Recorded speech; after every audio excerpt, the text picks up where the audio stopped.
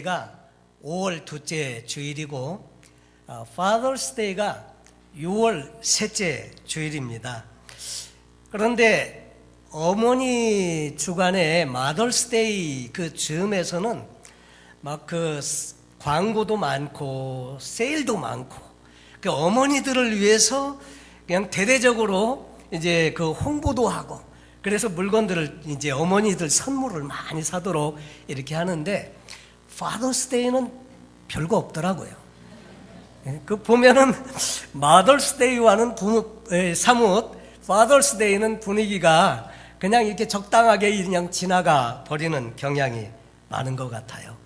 근데 아버지 참 너무나 귀한 분이죠. 아버지의 역할을 통해서 우리는 참 좋은 혜택들을 많이 누리곤 하는데 예전에도 한번 말씀드린 것 같은데 옛날에 한국의 거지들은 다리 밑에 살았잖아요. 다리 밑에 살고 있는데 어느 날 아침에 요란하게 소방차가 막 이렇게 배를 울리면서 동네로 들어가는데 보니까 어느 한 집에서 불이 났나 봐요.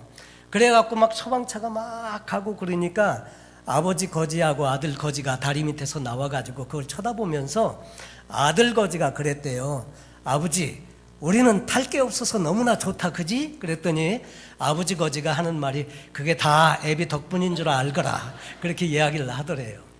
그러니까 사실 뭐 좋은 의미든지 나쁜 의미든지 아버지의 영향이 자녀들에게 지대하게 미치고 있고 또 가정에 많이 미치고 있죠.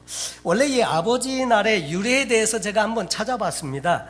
그랬더니 여러 가지 이야기가 있는데 그 중에 하나, 유력한 것 중에 하나는 1909년에 워싱턴주의 스포케인이라고 하는 그 도시에서 소노라 스마트 다드라고 하는 한 여인이 살고 있었는데 그 여인에 의해서 이제 처음 시작됐다고 소개를 하더라고요. 이 소노라라는 여인은 어머니 주일에 어머니에 대한 설교를 들으면서 자신의 아버지를 생각하게 됐대요. 그리고 아버지 날도 있으면 참 좋겠다. 그래서 이 여인에 의해서 아버지 날이 이제 처음 시작됐다고 하는데 그 이유인즉슨 그 어머니가 돌아가시는 바람에 아버지가 자신을 비롯해서 5명의 자녀를 헌신적으로 돌보고 그렇게 수고하고 해서 훌륭하게 잘 길러낸 그 아버지를 생각하면서 아버지 날이 있어서 이 아버지를 정말 이렇게 격려해드리고 또 감사를 표현하고 그런 날이 있으면 좋겠다. 그래서 그때 아버지의 생일이 6월 19일이었답니다. 그래서 6월 19일 날 아버지 날로 정해서 지키면서 교회에게도 그런 날을 같이 지키면 좋겠다. 주변에 있는 사람들에게 많이 소개하고 해서 처음에는 YMCA하고 교회에서 주로 중심적으로 아버지 날을 이렇게 정해서 지키게 되었다고 합니다. 그러다가 1924년 켈빈 콜리지 대통령에 의해서 6월 셋째 주일을 아버지 날로 제정하게 되었고 그리고 이제 1926년에는 뉴욕에서 아버지 날 위원회가 결성이 되고 또 1966년에 미국 의회에서 이를 공식으로 인정하게 되고 최종적으로는 1972년에 리차드 닉슨 대통령에 의해서 6월 셋째 주 일요일을 국가 기념일로 정하게 되었다고 합니다. 그래서 매년 6월 셋째 주일을 어버이주일, 그러니까 Father's Day로 이렇게 지켜오고 있는데 미국 사람들은 통상적으로 Father's Day에는 살아계신 아버지에게는 빨간 장미를 이미 고인이 되신 분들의 묘소에는 하얀 장미를 이렇게 올려드린다고 하죠. 그런데 어머니 주일에는 주로 어머니의 헌신적인 무조건적인 사랑에 초점을 맞추어서 많이 말씀들도 나누곤 하는데 아버지 주일에는 주로 아버지가 참 좋은 아버지가 되기 위해서 우리는 어떻게 해야 할까? 좋은 아버지에 대해서 주로 이렇게 이야기를 많이 하는 것은 아버지의 영향력 때문이라고 이야기를 주로 합니다. 아버지의 영향력이 얼마나 큰지 자녀들의 삶에 지대한 영향을 미치게 되고, 그래서 아버지의 역할을 다시 한번 새겨보면서 정말 가정이 복되고 또 우리 자녀들에게도 훌륭한 좋은 모델로 우리가 쓰임받으면 좋겠다, 그런 의미에서 주로 아버지의 역할에 대해서 주로 말씀을 많이 나누게 되더라 하는 이야기를 들었습니다. 사실 요즘 시대에는 아버지의 이 아버지의 권위가 무너진 시대라고 하는 말도 종종 듣습니다. 물론 이 중에는 이미 아버지이신 분도 계시고 아버지가 될 사람도 있으시고, 그리고 또 한편으로는 좋은 아버지가 되도록 옆에서 격려하고 도우셔야 할 이제 아내 그 위치에 있으신 분들이 있는데, 성경에서 말하는 좋은 아버지상을 우리가 회복하고 좋은 아버지가 되도록 함께 도우면 가정에도 많은 유익이 있고 그 하나님 나라 확장하는 데도 유익함이 있어서 우리가 이 하나님의 말씀을 함께 나눌 때에 지금 당장은 내게 해당하는 말이 아닐지라도 잘 새겨 들으셔서 잘 준비하시면 나중에 좋은 아버지들이 다 되실 줄로 믿습니다. 요즘은 아버지의 영적인 권위가 많이 무너진 이유들에 대해서 이야기할 때, 그것은 이제 많은 여성분들의 인권이 많이 이렇게 올라가 있고 심지어는 더 우위에 있다는 생각도 가지면서 가정의 아버지의 그 영적인 권위가 많이 실추됐다는 이야기를 듣게 됩니다.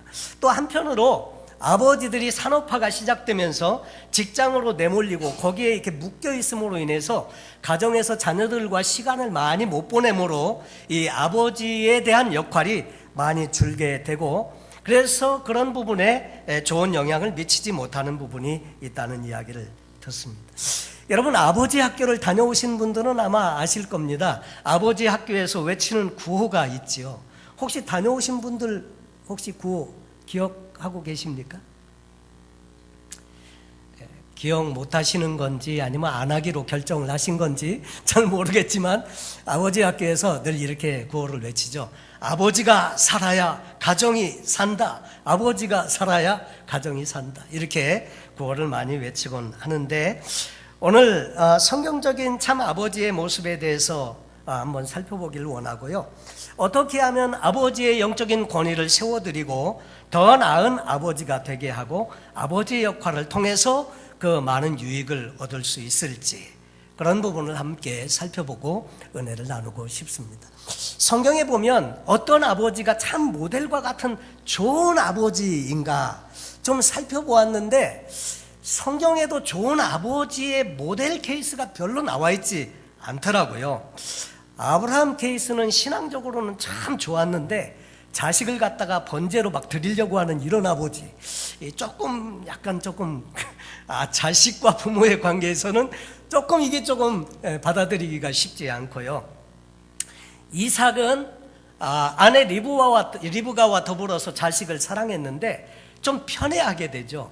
이삭은 에서를 사랑하고 리브가는 야곱을 사랑했는데, 결국 이 편애로 인해서 축복을 할 때도 그 자녀들이 사이가 갈라지게 되고, 그래서 자녀를 축복할 때도 어떻게 그렇게 자식의 음성도 잘 모르고 이게 야곱인지 에서인지를 모를 수가 있나, 이런 생각도 좀 들게 되고요.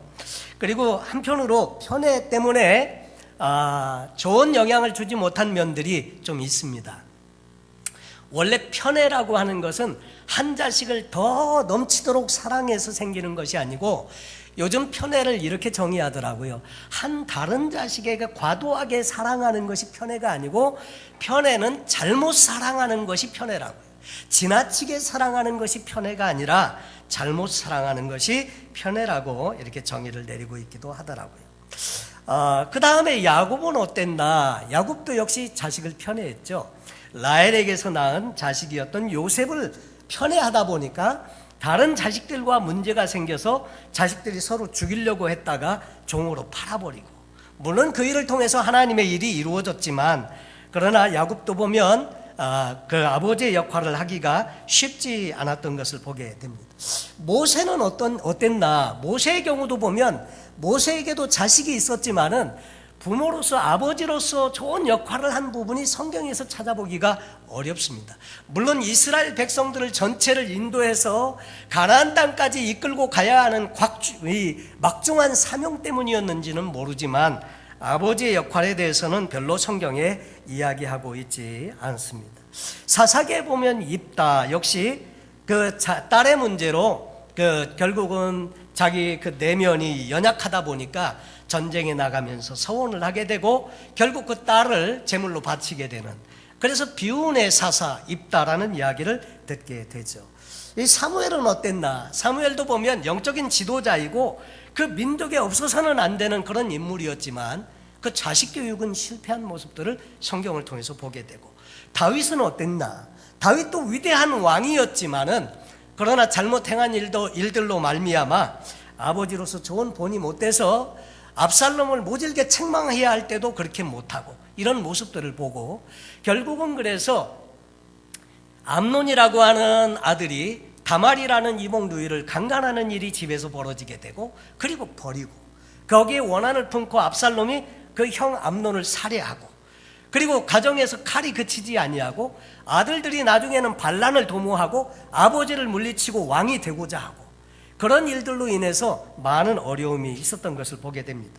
솔로몬, 오늘 본문의 잠언의 내용을 통해서 유익한 것을 자식에게 전해주려고 애를 썼던 솔로몬, 그런데 많은 이방 여인들과 정략 결혼을 통해서 결혼을 하게 됨에 따라서 나중에는 자기도 모르는 사이에 우상을 섬기게 되고, 그래서 끝까지 좋은 영향을 미치지 못했던 이런 모습들이 있습니다.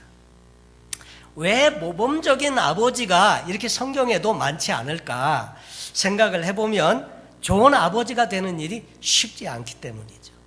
여러분, 우리는 가정에서 좋은 남편과 아내가 되는 일에 우리가 관심을 가져야 하고요, 그렇게 되도록 모두가 합력해서 도와야 할 줄로 믿습니다. 먼저 아버지 날에 가정에 좋은 아버지를 세우기 위해서 우리 아내들에게 또 이렇게 자녀분들에게 이렇게 주시는 말씀이 성경에 있는데, 그것은 뭐냐면 아버지는 가정의 머리라는 것입니다. 여러분 인정하시나요? 아버지는 가정의 머리라고 성경은 말합니다. 이것을 인정하고 남편을 존중할 때 자녀들은 아버지를 존중하고 존경하고 배우고 따르게 된다고 하는 것입니다. 여자분들이 하셔야 할 일은, 아내들이 하셔야 할 일은 남편의 자존감을 높여드리는 것입니다. 우리 그 여자들이 피해야 하는 것 중에 하나는 잔소리라는 것이 있습니다. 이 잔소리는 절대로 남자를 변하게 하지 못한다 하는 것입니다. 잔소리를 하면 듣는 것 같아도요, 변화는 안 되더라고요. 저도 저희 아내가 저에게 이러고 저러고 이야기할 때는 말은 맞아요. 말은 맞다는 것은 아는데 들을 때 왜 이렇게 이게 기분이 편하지 못한지, 그리고 내가 바뀌어야 되겠다 이런 마음보다는 쓴 마음이 자꾸 생기는 거예요. 그래서 이 잔소리는 사실 남편을 변화시키기가 어렵더라 하는 거죠. 근데 왜 하나님은 이 가정의 머리로 남편을 세웠는가 하는 거죠. 그것은 아내보다 월등하게 낫기 때문이 아니죠. 근데 그렇지 않음에도 불구하고 왜 가정의 머리로 남편을 세웠는가 하는 것은 하나님의 창조의 질서다 하는 것입니다. 하나님은 일하실 때 늘 질서 가운데서 일을 하거든요. 그런데 이 가정의 그 우두머리로 세운 분은 남편을 세웠더라 하는 거죠. 그래서 가정의 아버지는 가정의 머리로 세우셨는데, 고린도전서 11장 3절에 이렇게 말합니다. 그러나 나는 너희가 알기를 원하노니 각 남자의 머리는 그리스도시요 여자의 머리는 남자요 그리스도의 머리는 하나님이시라. 그래서 여자의 머리는 누구라고요? 별로 답이 없으신데, 이게 성경의 말씀에 가정의 머리는 남자라고 되어져 있습니다. 아까 그 일부 예배 마치고 교제하는데 우리 김충룡 장로님께서 아주 오늘 말씀의 은혜가 넘쳤다고 그러면서 얘기를 하시더라고요. 그런데 가정의 머리는 남편이라고 성경은 말하고 있습니다. 이것은 가부장적인 사회문화의 결과가 아니고요, 하나님의 창조의 질서 차원에서 그렇게 말씀을 하고 있다고 하는 거죠.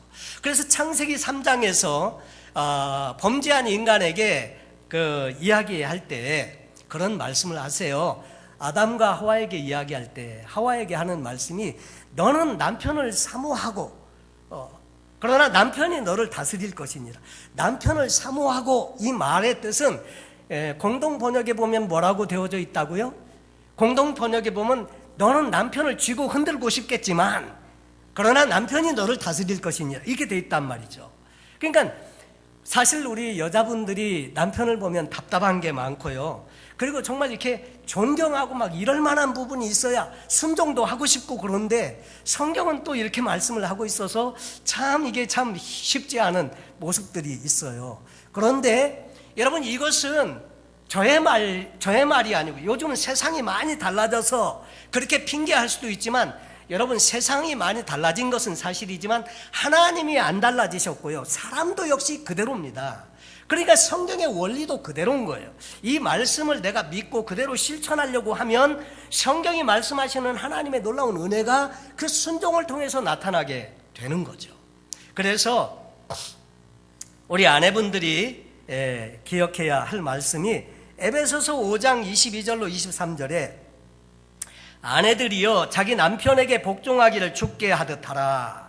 이는 남편이 아내의 머리됨이 그리스도께서 교회의 머리됨과 같음이니 그가 친히 몸의 구주시니라. 여러분, 남편에게 복종하기를 주께 하듯 하라. 그러면 복종할 만해야 복종을 하죠. 당연히 그렇게 말씀 나오겠죠. 그런데 여러분 아십니까? 할 만해서 하는 거는 세상 사람들도 다 한다는 거예요. 그런데 그것이 내게 불합리하게 느껴지고 실제로 내 남편이 그렇게 존경할 만하지 않고 순종할 만하지 못하더라도 여러분이 순종하고 복종하려고 하면 남편의 자존감이 올라가고 남편이 여러분들의 그 기대에 따라서 바꿔집니다. 그게 인정과 칭찬의 이런 것들을 통해서, 아까 여러분 다섯 분 만나서 한번 인정과 칭찬을 하려고 쉽지 않잖아요. 그런데 우리가 얼마든지 실천할 수 있는 건데, 작은 것이라도 그것들을 실천할 때는 하나님이 일하신다는 거죠. 그래서 우리 아내분들이 꼭 기억하실 것은, 남편에게 순종하는 것은 창조의 질서이고, 이게 하나님의 말씀에 내가 순종하려고 하면 하나님이 일하시고 역사하신다는 거죠. 남편을 변화시키는 것은요, 아내가 아니라 하나님이십니다. 그래서 하나님의 창조의 질서대로 내 역할을 해주면서 기도하고 그렇게 할 때 남편의 권위가 인정되고 회복될 때 남편들은 비로소 남편으로서의 역할을 하게 되는 것입니다. 아내가 남편을 우습게 여기면 자녀들도 아버지를 우습게 여기게 되죠. 그래서 남편에 대한 존경과 남편에 대한 사랑의 마음을 가지고 순종을 하려고 하면, 여러분, 남편들은 하나님의 말씀에 의해서 변화가 오게 된다고 하는 거죠. 그것이 좋은 아버지를 만드는 좋은 방법이다 하는 거죠. 두 번째로, 아버지는 아버지의 역할을 그러면 잘 해야 한다는 거죠. 아버지는 자녀에게 특별히 무슨 임무를 맡았느냐면요, 하나님께로부터 받은 임무, 사명이 하나 있는데, 그것은 자녀들에게 하나님을 가르치는 임무를 맡았다고 하는 것입니다. 육신의 아버지를 보면서 영이신 아버지를 발견할 수 있도록 내가 좋은 육신의 아버지가 되어 주어야 한다는 것입니다. 여러분, 사람이 살아가면서 다 자기가 선택해서 살아갑니다. 좋은 학교를 가는 것도 자기가 좋은 학교를 선택해서 가고요, 친구를 사귈 때도 친구를 선택해서 사귀고요, 그리고 결혼을 할 때도 배우자도 선택해서 결혼을 하고, 다 자기가 선택해서 살아가는데, 우리가 선택하지 못하는 게 하나 있습니다. 그것은 뭘 선택 못하냐면, 부모는 내가 선택을 못합니다. 내가 그냥 태어나는 거죠. 내가 부모를 선택해 갖고 태어난 경우가 없다는 거죠. 그렇다면 우리는 우리의 자녀에게 좋은 부모가 되어 주어야 한다는 거죠. 아버지로서 역할을 맡았으면 내 자녀에게 최상의 아버지의 역할을 할 수 있는 사람이어야 한다는 것이죠. 저는 자라오면서 한때 어렸을 때 저는 가난하게 자랐습니다. 그래서 저희 형제들도 한 집에서 같이 크지를 못했어요. 그래서 저희 막내와 그 다음에 그 위에 있는 동생은 외할머님 댁에서 자랐고, 저희는 이제 세 남매가 아버님하고 어머님하고 같이 한동안 살았었습니다. 근데 지나오면서 저는 초등학교 다닐 때도 이게 도시락을 못 사가지고 학교에 가면 점심시간이 좀 많이 좀 그렇잖아요.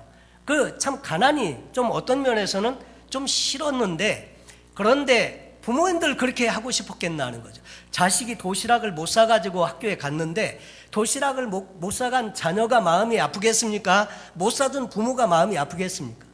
그런데 저는 장성하고 자라고 보니까 저의 부모님들이 너무 훌륭한 분이었다는 것을 제가 느끼게 돼요. 그래서 제가 가장 존경하는 인물 중에는 저희 아버님이 있습니다. 이미 고인이 되셨지만 저희 아버님은 배우시지도 별로 못하셨어요. 노동으로 평생을 사셨던 분이시고요. 그러나 그 아버지는 정말로 좋은 모범을 보이는 좋은 분이셨습니다. 그래서 제가 이렇게 좋은 성품을 갖고 있는 것도 저희 아버님의 영향이 아닌가. 저희 아버님은 뭐 이렇게 정직하지 못한 걸 제가 본 적이 없고요. 참 보면 진솔하시고 존경할 만한, 교육의 수준을 떠나서 존경할 만한, 아무도 저희 아버님이 못 배웠다고 생각을 안 하시는 이유는 항상 노력을 하시더라고요. 그리고 자녀들에게 늘 좋은 영향을 주셨던 분이셨습니다.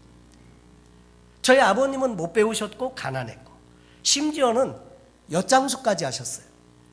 그래갖고 자식들을 길러내신 분이 저희 아버님이세요. 초등학교 때 엿장수 하시는 아버님이 부끄러웠어요. 그랬는데 나중에 자라고 보니까 나는 자식을 위해서 엿장수 할 이 마음이 있나? 생각을 해보면 저는 이게 쉽지 않은 일 같아요. 가정을 위해서 그렇게 최선의 삶을 위해서 주어진 환경 속에서 그렇게 최선을 하셨던 그 아버지가 참 너무 저는 그립고요. 그 아버지가 참 존경하는 그런 인물로 제 삶에 남아 있습니다. 여러분, 아버지는 아버지의 그 영향력을 통해서 그 아버지를 보면서 하나님 아버지를 발견해 갈 수 있도록 하는 인물이 아버지입니다. 어떤 그 주일학교에서 아이들이 수련회를 갔는데 이렇게 소개를 했다죠. 하나님 아버지는 너의 아버지 같은 분이야. 그러면서 하나님을 소개했는데 엉뚱하게도 이게 역작용이 나왔다는 거죠. 하나님이 우리 아버지 같은 분이면 나 안 믿을래요. 아버지가 좋은 영향을 못 준 거죠. 그런데 정말 육신의 아버지나 하나님의 아버지나 좋은 분이라는 것. 그래서 우리가 육신의 아버지를 통해서 하나님 아버지를 좀 더 이렇게 친근하고 좋은 그런 분으로 우리가 기억할 수 있도록 하는 사명을 갖고 있는 것이 아버지의 역할이라고 성경은 말씀하고 있습니다. 그래서 여호수아서에 보면 여호수아가 마지막 고별 설교를 하면서 여호수아서 24장 15절에 이렇게 말합니다. 백성들에게 하는 말이, 만일 여호와를 섬기는 것이 너에게 좋지 않게 보이거든 너희 열조가 강 저편에서 섬기던 신이든지, 다시 말해서 애굽에서 섬기던 신이든지, 혹 너의 거하는 땅 아모리 사람의 신이든지, 가나안에 와서 섬기는 이방 신이든지 너희 섬길 자를 오늘날 택하라. 오직 나와 내 집은 여호와만을 섬기겠노라. 그러면서 자신의 신앙을 선포하고 자기 집과 자기의 모든 가족은 하나님만을 섬기기로 결정했다. 이것을 선포해 주고 있습니다. 사실 이것은 정말 자신의 신앙의, 민족의 지도자일 뿐만 아니라 가정의 신앙의 지도자로서 그 사명을 다하고 있는 이 여호수아의 모습을 우리가 보게 되는 거죠. 여러분, 우리는 아버지는 가정의 제사장입니다. 그래서 이 역할을 잘 해야 한다는 거죠. 특별히 신앙적인 부분에는 아내들이 더 열심히 기도하고 더 신앙적이고 아버지는 그냥 그 치마끈 붙들고 이렇게 따라가는 이런 형국이 한국 사회는 많은데 그게 아니고요. 가정의 신앙의 그 좋은 지도자는 아버지가 되어야 한다는 거죠. 그래서 아버지가 말씀을 자녀들에게 가르치고, 그래서 유대인들은요 자녀들을 데리고 그 회당에 가서 토라의 말씀 자기들의 아버지가 가르칩니다.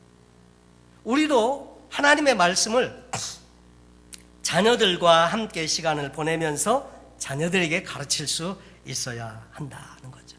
그래서 이스라엘 사람들은 어려서부터 아버지로부터 성경을 배우는데 그들은 신명기 6장 4절부터 9절까지의 내용을 통해서 쉐마라고 하는 그 말씀을 자녀들과 함께 나눕니다. 쉐마라는 말의 뜻은 듣다라고 하는 동사인데 이것을 명령형으로 쉐마라고 하는데 들으라. 쉐마 이스라엘, 그러면 이스라엘이여 들어라, 그렇게 하고 거기 나오는 말씀을 암송하게 하는데 그 말은 이것입니다. 우리 하나님 여호와는 오직 하나인 여호와시니 한 분 하나님이시고 너는 마음을 다하고 성품을 다하고 힘을 다하여 내 하나님 여호와를 사랑하라.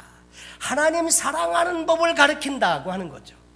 그러니까 이것을 가르치려고 하면 우리 스스로도 하나님을 사랑하고 그 하나님을 섬기면서 자녀들에게 하나님을 사랑하고 섬기는 법을 가르치는 것, 이것이 아버지의 해야 하는 사명이라고 하는 것입니다. 이것은 하나님께로부터 받은 것입니다. 그래서 여호수아는 그것을 천명하면서 나와 내 집은 여호와만 섬긴다, 이렇게 선포해 주고 있습니다. 그래서 가정마다 아버지들이 영적인 제사장의 역할을 잘 감당할 수 있도록 나를 통해서 자녀에게 하나님의 좋은 면을 보여줄 수 있도록 최선을 다해서 하나님께 기도하고 은혜를 입어서 가르쳐야 한다고 하는 거죠. 예수님께서는 누가복음 15장 탕자의 비유를 통해서 하나님 아버지에 대해서 어렴풋이 우리에게 설명을 해주고 있습니다. 그 탕자가 집을 나가서 재산을 다 허비하고 거지꼴이 돼가지고 돌아오는데 그 아들을 맞으면서 그러면서 회복해주는 그 아버지의 모습이 하나님 아버지시라는 거죠. 그러면서 그 성경에 보면 내가 하늘과 아버지께 죄를 얻었사오니 나를 아들의 하나로 여기지 마시고 그냥 품꾼 중에 하나로만 여겨주세요, 이렇게 말하는 둘째 아들에게 목욕을 시키고 좋은 옷을 입히고 금가락지를 끼워주고 그 살찐 소를 잡아서 잔치를 베푸는 그 아버지의 마음을 누가 이해할 수 있겠냐 하는 거죠.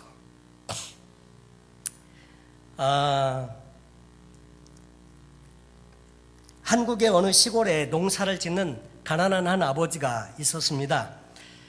형편이 어려웠지만 아들을 공부시키겠다고 하는 일념 때문에 아들을 대도시로 중학교 때 유학을 보냈다고 해요. 그래서 옛날에도 보면 시골에서 올라온 학생들이 있었잖아요. 자취하면서 공부하는 아이들.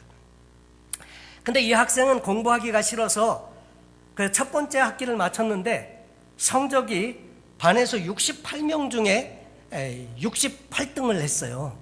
그래가지고 꼴찌를 해가지고 방학 때 이제 집으로 내려가는데 도저히 자기의 성적표를 자기를 위해서 이렇게 헌신적으로 섬기는 부모님께 보여드릴 자신이 없어서 그 잉크로 되어져 있는 이 성적표에 68등을 교묘하게 지우고 해서 1등으로 바꿔가지고 그래가지고 이제 성적표를 가지고 내려갔답니다. 아버지는 보통 학교도 다니지 못했고 또 이 성적표를 1등으로 바뀐 것도 아버지는 못 알아차리실 걸로 그렇게 생각을 했어요. 그래서 대도시로 유학을 갔다가 이제 돌아온 이 아들이 돌아오니까 친척들이 모여서 아들이 어떻게 공부했는지를 물어봤대요. 그랬더니 아버지가 이렇게 말을 했답니다. 앞으로 봐야지, 이번에는 어쩌다 1등을 했는가 봐. 그러면서 이야기를 하니까 친척들이 다 하는 말이 자식 하나는 잘 뒀어. 1등을 했으면 책거리를 해야지. 그래가지고 그 집에 하나밖에 없는 돼지를 잡아가지고요 잔치를 벌였다는 거예요. 그래갖고 일이 그렇게 커지게 되니까 성적표를 위주해서 보여준 이 아들이 너무 고민이 많이 된 거예요. 그래가지고 바깥에 나가서 가슴을 치고 그리고 막 머리를 쥐어뜯고 나 같은 놈은 죽어야지. 그리고 물속에 들어가서 숨을 참아봤는데도 죽을 수는 없고 그래가지고 이렇게 되고 나중에 시간이 이제 지나게 되었습니다. 이 사건으로 말미암아 이 아들이 완전히 달라지게 됐대요. 그로부터 17년이 지난 어느 날 그 아들은 대학 교수가 되었는데, 중년이 된 어느 날 부모님 앞에서 그 33년 전의 일을 사과하려고 이야기를 시작했답니다. 어머니, 저 중학교 1학년 때 1등은요, 이렇게 이야기를 시작하려는데 옆에서 듣고 계시던 아버지께서 이렇게 말씀을 하시더랍니다. 알고 있었다, 그만해라, 아이가 듣는다, 이러더래요. 그러니까 경북대학교 전 총장이었던 그 아드님은 아버지의 지난 날을 회상하면서 자식의 위조한 성적을 알고도 재산 목록 1호인 돼지를 잡아서 잔치를 하신 부모님의 마음을 박사이고 교수이고 대학 총장인 자기 자신은 아직도 감히 알 수가 없다, 이렇게 이야기한 내용입니다. 사실 하나님이 하신 일에 대해서 우리가 감히 헤아릴 수 없는, 사실 쫄딱 망하고 그 다음 패가망신해갖고 거지가 돼갖고 왔는데, 아버지는 이 아들을 어떻게 회복시켜주는 거 아니까요. 일단 왔는데 동네 사람들이 아직 모르고 있습니다. 그러니까 이 아들을 맞아서 반가운 마음에 어금 맡기고 다 이렇게 한 다음에, 아들을 나무란 적이 없어요. 이놈의 자식, 내 재산을 갖다가 다 탕진하고 이렇게 거지로 돌아와, 이 못된 놈, 그리고 나무라는 부분이 없습니다. 그런 말 한마디도 없어요. 그래갖고 죽었다가 살아난 자식이라고 기뻐하면서 아들을 목욕시키고 아마 머리도 깎아줬을 거예요. 이렇게 해가지고 착 번듯하게 하고 좋은 옷을 갖다가 착 입히고 그 다음에 금가락지를 끼워줍니다. 그러면 보기에 훤하게 보이고요. 그 다음에 막 좋은 옷 입고 금가락지까지 끼고 딱 이러고 있으면 분명히 출세해서 왔구나, 이렇게 생각이 됐을 거예요. 그리고 그냥 살찐 소를 잡아가지고 잔치를 베풀잖아요. 그럼 동네 사람들이 와가지고 아까 그 시골 아버지처럼 이번에는 어쩌다가 1등을 했는가 봐, 두고 봐야지, 그 자식 하나는 잘 뒀어, 이런 것처럼 아마 그 마음이 이 아버지의 마음이었던 것 같아요. 그래서 송아지를 잡아서 잔치를 베풀고 먹여놓으니까 여러분, 먹으면 말이 없지 않습니까? 그래서 입 다 틀어막는 거 아닙니까? 이 자식을 이렇게 해가지고 한 동네에서 거의 친척들이 살고 있는데 그놈의 자식이 완전히 패가망신해서 왔대, 거지꼴로 왔대. 그러면 자식은 거 살 수 없습니다. 그래서 아버지는 이렇게까지 배려하면서 자식을 회복시켜서 세우지 않습니까? 사실 우리가 본받아야 할 아버지는 그런 아버지세요. 여러분, 하나님 아버지의 그 성품, 그 사랑의 마음, 이런 것들을 우리가 하나님의 말씀을 통해서 배우고 우리의 자녀들에게도 그렇게 좋은 영향력을 끼치는 아버지가 되어야 하지 않을까, 그렇게 믿습니다. 여러분, 우리가 본받아야 할 참된 아버지상은 바로 하나님 아버지십니다. 그동안 내가 좋은 아버지가 혹시 조금 못됐더라도 괜찮습니다. 지금이라도 기회가 있습니다. 그래서 일부 예배 드리고 나가시는 우리 아버지들께 좋은 아버지가 되십시오 인사를 했더니 함길도 집사님이 그러시더라고요. 그 아버지 이제 끝났는데요, 이렇게. 그러면 이제 좋은 할아버지가 되십시오, 이렇게 하고 인사 나누고 마쳤는데, 여러분, 좋은 아버지가 되실 뿐만 아니라 이미 시간이 지나셨어도 좋은 할아버지도 되시고 좋은 아버지가 계속 되실 수 있습니다. 여러분, 이 하나님의 이 사랑의 마음, 그것을 자식을 치근히 여기고 회복시켜주고 좋은 것을 주길 원하는 아버지. 여러분, 물론 이 땅에서 좋은 것을 많이 남겨주기를 원하지만 그것보다 진짜 남겨줄 수 있는 좋은 것은 영적인 유산 아닙니까? 하나님 나라, 이 놀라운 축복을 자녀들이 누릴 수 있도록. 여러분, 재산 많이 남겨놓으면요, 그 아이들이 하나님을 알지 못하는 자녀들은 장례식장에서 서로 싸운다지 않습니까? 싸우는 이유가 재산 더 가져가려고.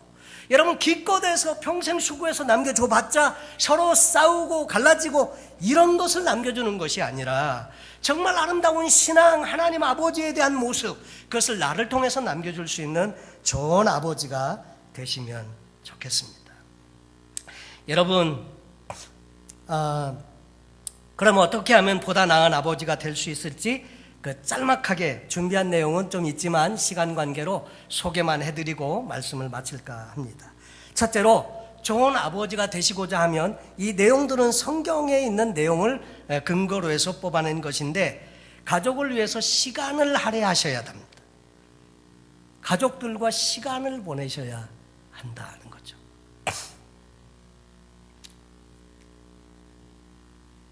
두 번째로는 좋은 아버지는 의사소통을 잘한다. 경청을 잘해야 한다는 거죠.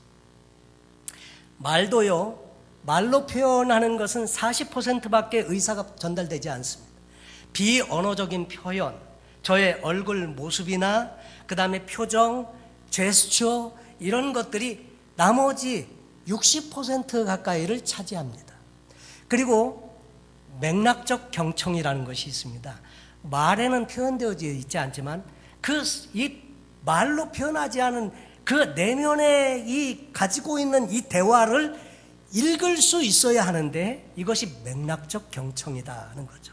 그래서 말을 들을 때 적극적으로 집중해서 들으면서 자녀들과 좋은 소통을 해야 하는데 강압적으로 명령형의 대화가 아니라 질문형의 대화가 좋다.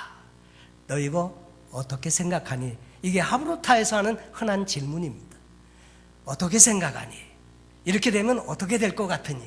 그러면서 자녀에게 질문을 통해서 좋은 의사소통을 할 수 있는 방법이 있다는 거죠. 세 번째로 사랑으로 징계하고 또 칭찬해 준다.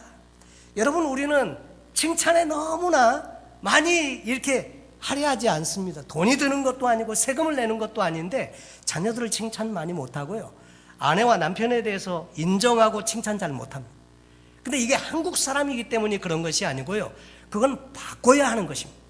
그래서 칭찬과 인정과 격려를 하면요, 자존감이 높아지고요, 그리고 자꾸 더 잘해보려고 하는 마음이 생긴다. 그리고 내 안에서 에너지가 업됩니다. 그래서 에너지가 생기고 긍정적인 에너지가 생기는데 비판하고 판단하고 하는 말은요, 에너지를 다운시켜요. 그래서 좋은 칭찬의 말을 자녀들과 또 부부 사이에도 나누시기를 바랍니다. 또 좋은 아버지가 되는 네 번째는 아내를 사랑하고 존중해 주시기 바랍니다. 아버지가 자녀에게 해줄 수 있는 가장 좋은 일 한 가지는 자녀의 어머니를 존중하는 일이라고 했습니다. 그래서 아내를 사랑하고 존중해 주고 하면 자녀들이 그 모습을 보면서 아버지를 존경하고 존중하게 된다는 거죠. 그리고 하나님의 실용적인 지혜를 적용하는 것이 필요합니다. 오늘도 솔로몬은 자식에게 좋은 지혜와 명철을 배울 것을 권면하고 있습니다. 아들아, 들어라. 아들아, 하나님의 말씀과 계명을 귀히 여겨라. 나도 내 아버지에게는 유약한 아들이었는데 어머니에게는 외아들이었고, 그런데 그 가르침을 통해서 이런 지혜를 얻고 이렇게 되었다. 지금 그렇게 말하는 것 아닙니까? 그래서 자녀들과 대화하고 시간을 같이 나누면서 좋은 아버지가 될 때 우리의 가정을 통해서 하나님 우리에게 주신 사명이 자자손손 이어져 내려가면서 하나님 나라가 확장되게 될 줄로 믿습니다. 우리 아버지들 더 화이팅 하시고요, 더 주님 앞에 좋은 아버지가 되셔서 귀하게 쓰임받기를 원하고요, 또 주변에 이미 또 좋은 아버지가 될 수 있는 가능성이 있는 또 그런 분들이 주변에 계시면 자꾸 칭찬과 격려로 좋은 아버지가 되시도록 도와주시고, 또 우리 청년들은 그렇구나, 좋은 아버지가 필요한 시대에 나는 좋은 아버지가 돼야지, 잘 준비해서 좋은 아버지로서 주님께 쓰임받게 되시기를 예수님의 이름으로 축원합니다. 기도하겠습니다. 하나님 아버지, 감사합니다. 오늘은 아버지 주일인데 정말 우리가 본받아야 할 좋은 아버지는 하나님 아버지신데